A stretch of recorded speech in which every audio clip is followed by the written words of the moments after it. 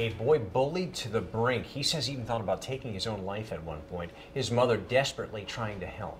But as we all send our children back to school, we're trying to protect them around the clock. So how do you know if your child is a victim of bullying? News 8's Noel Gardner has this family's powerful message. I didn't tell my parents what was going on. It was a secret that he kept for years. They thought I was just being resistant to going to school and just didn't want to do my work. He wants to be called Jim.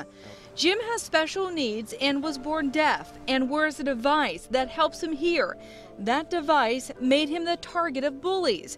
It started in middle school and never went away. Throughout middle school and high school, it was mostly focused on the same thing, mostly my disability, and they focused on that because they thought that I was weak.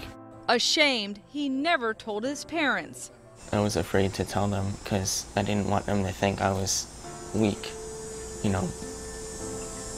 Especially being a guy, I think that has something to do with it because as a guy, I don't want to admit that I was bullied. His mother knew something was wrong.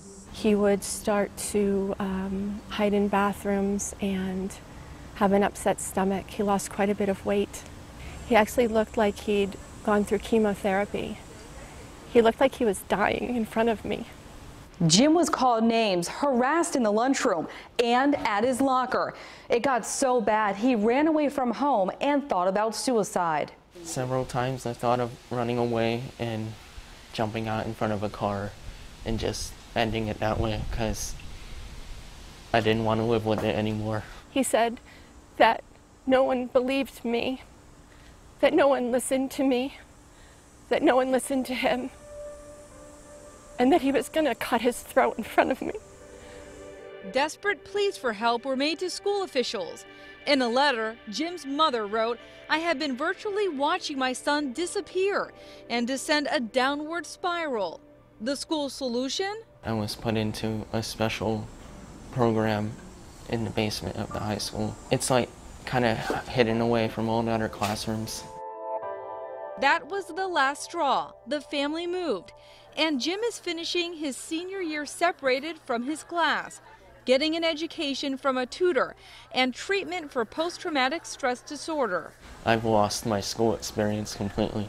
I never really got to enjoy high school because they're supposed to be some of the best years of your life, and I lost it.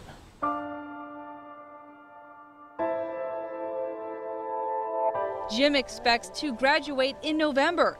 He hopes by sharing his story with News 8, he can help another child or even save a life. Since I can't get back what I've lost, at least I can help somebody else. For News 8, I'm Noel Gardner.